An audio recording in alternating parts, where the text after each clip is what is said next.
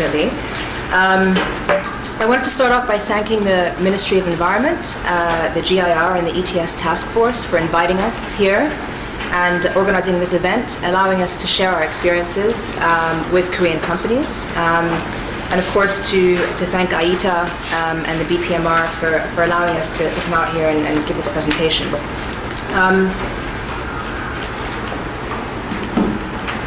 So this is, and I apologize for the small font on the slides. I'm not sure why it's so small. I hope you can all see it. If not, then there's, I think, a copy of the presentation in your pack as well.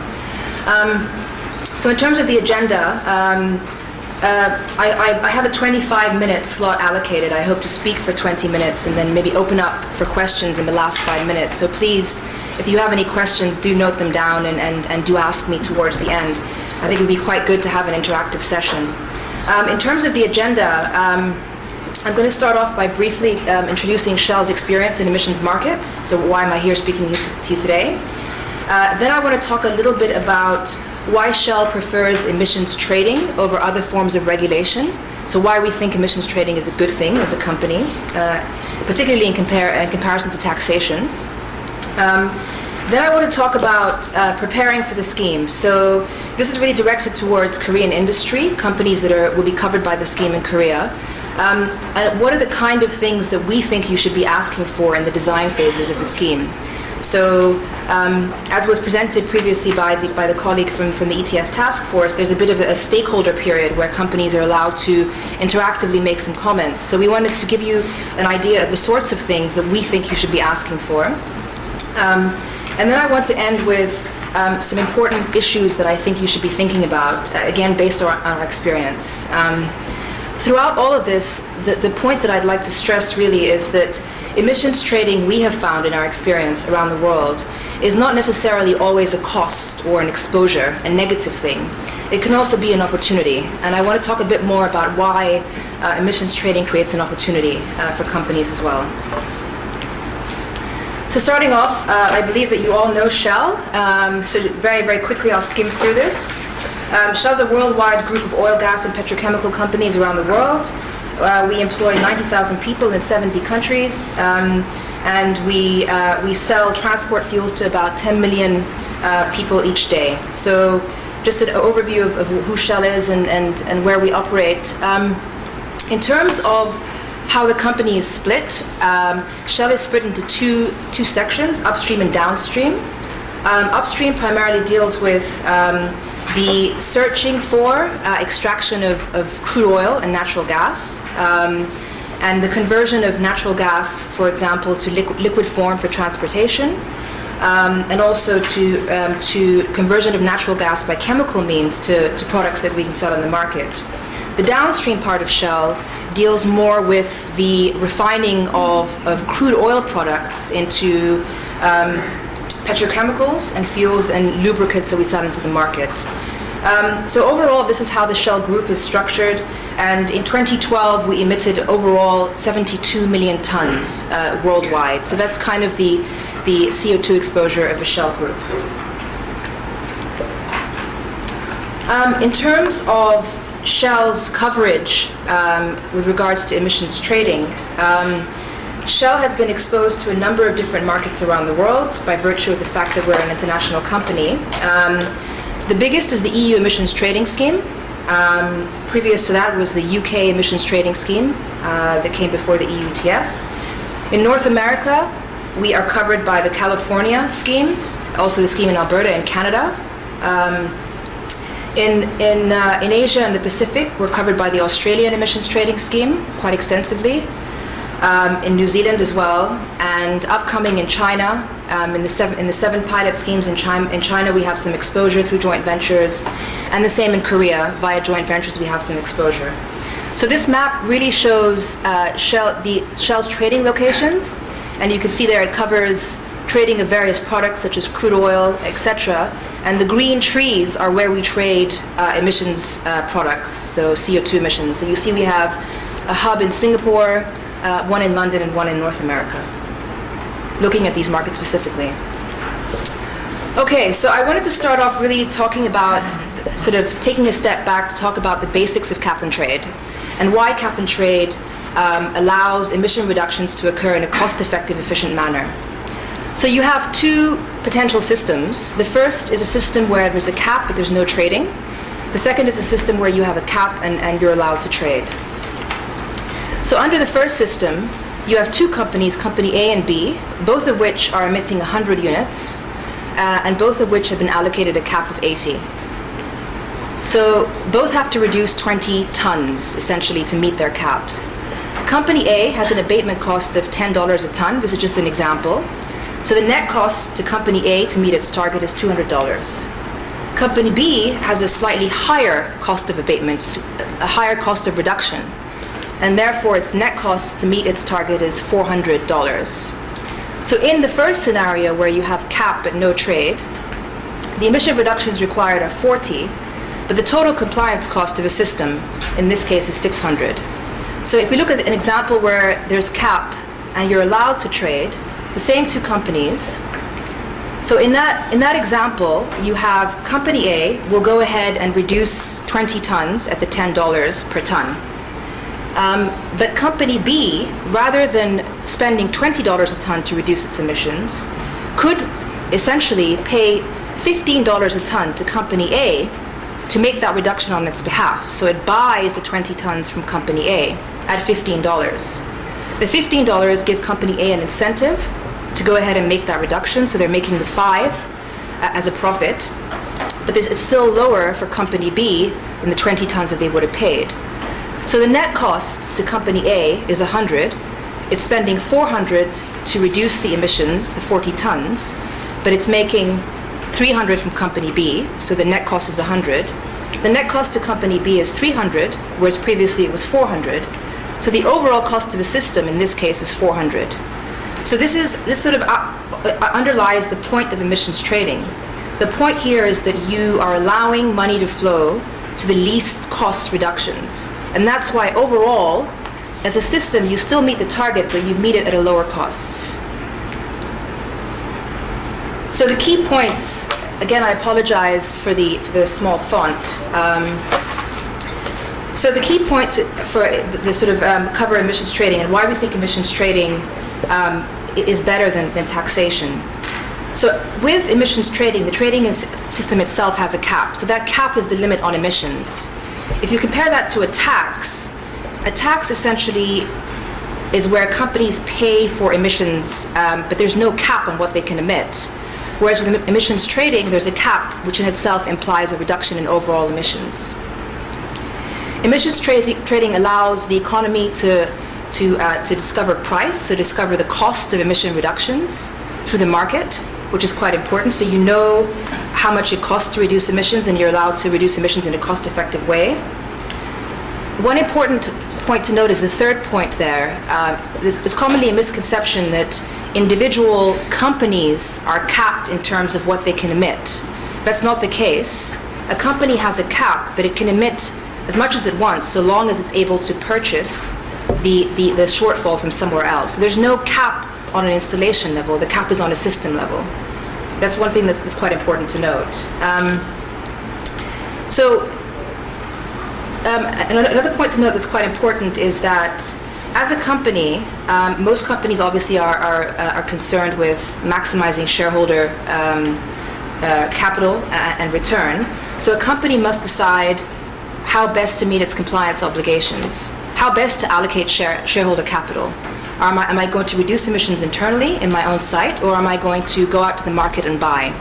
And that decision is a really important decision. It's a key decision. It's one that we have to make in all the markets that we're covered in, and I think it's a decision that most Korean companies have to think about as well. This make or buy decision.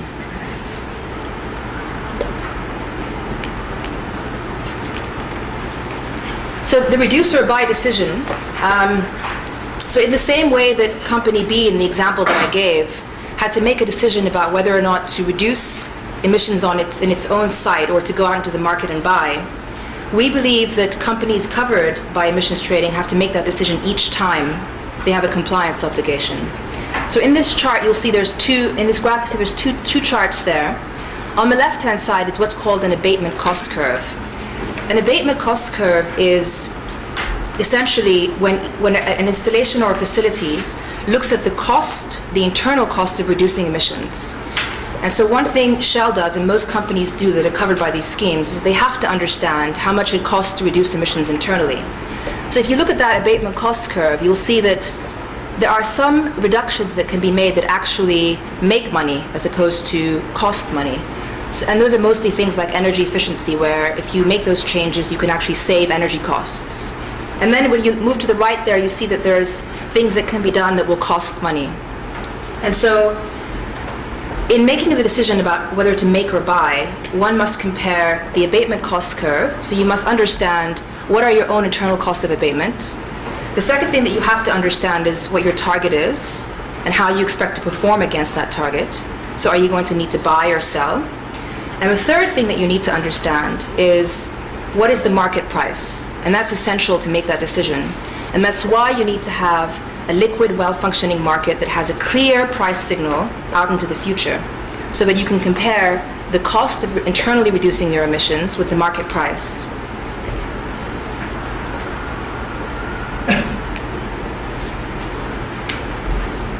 Moving on to what sorts of things do we think that Korean industry should be asking for at this stage?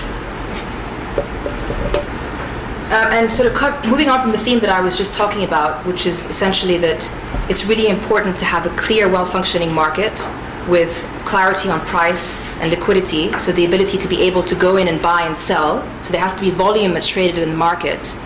It's really important to have clarity on rules, on timing of major events, and on compliance date.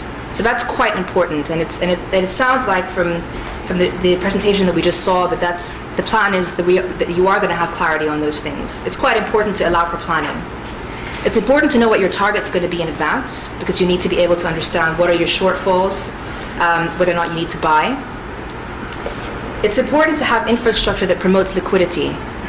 And what I mean by that is the ability for the market to function well, to trade in large volumes, and to have what we call liquidity providers. So these are companies that will come in and trade in the market and create bid offers and create the ability to come in and trade. So things like banks and speculators. Now, in the current design of the Korean scheme, a small number of banks are allowed to trade in the market. But we believe that in order to promote liquidity, there needs to be a larger number of liquidity providers allowed in the market for it to be efficient. Again, in the current design of the scheme, only compliance entities are allowed to trade in the market.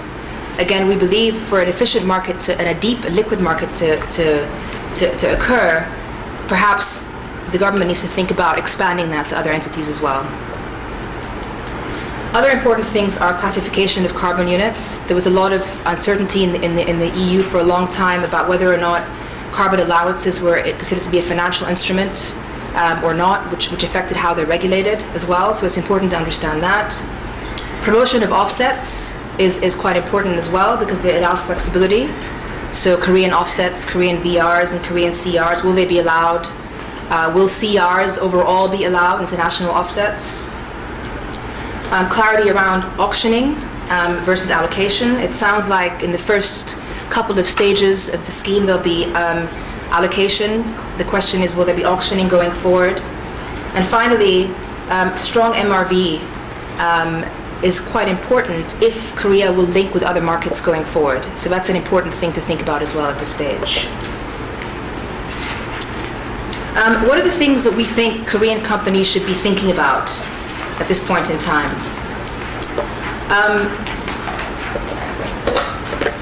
One of the things that we found to be quite important early on, particularly for large companies where you have multiple sites that are covered by the scheme. So a lot of the Korean conglomerates will fall into this department. It's important to allocate a department to manage the issue on behalf of the entire group. I can't stress how important that is, because what you end up having is different units in the company having different policies, looking at it in different ways, which is not very efficient. The second thing is that you probably need to decide early on, if you are a company that has multiple sites that are covered by the scheme, to decide early on how are you going to manage that overall exposure. So one way to think about it, and how we do it at Shell, is that if we have multiple units, for example in the EU we have 30 entities that are covered by the scheme, we do a process of internal balancing initially. So We look at all the 30 entities and we balance out their requirements so that we have only one net position that goes to the market, and that's executed. Otherwise, you have multiple entities going out to buy and sell against each other, which is not very efficient. That's one of the sort of important things that you need to think about early on. Another important thing is to think about understanding your timeline. And that's quite important if you're going to take advantage of the flexibility provided by the scheme. So what I've got there is an example of the EU ETS timeline. I think it was in 2011, 2012. So you need to understand when the compliance year commences and when it ends. So when do you have to submit your units? You need to understand when you're going to receive your allocation, when you have to surrender your allocation for each year. And that's quite important because, for example, in the EU ETS, you can borrow from subsequent years. So uniquely, what that means is that you'll have your target for 1 year, and you'll be able to borrow from the next year to surrender for the year before. And so understanding the timeline, understanding the dates is quite important to allow you to take advantage of flexibility. The last couple of slides look at strategies. The first strategy is deciding how you're going to manage your CO2 exposure. And there's sort of 3 examples up there, depending on the kind of company you are, how much risk you want to take, your view on the market price. So the first is really looking at how are you going to buy or sell? Are you going to buy and sell on a spot basis? So you're going to wait until the end of the year, or maybe on a monthly basis, and go out to the market and buy or sell what you need? If that's your strategy, that means that you are less concerned about what the price is, because you'll have to end up paying or getting the price at the time. So that's one strategy, and that's a sort of less price-sensitive strategy. A second strategy would be to forward hedge, which means that if you understand what your requirement's going to be going forward, you might want to come into the market now to buy or sell.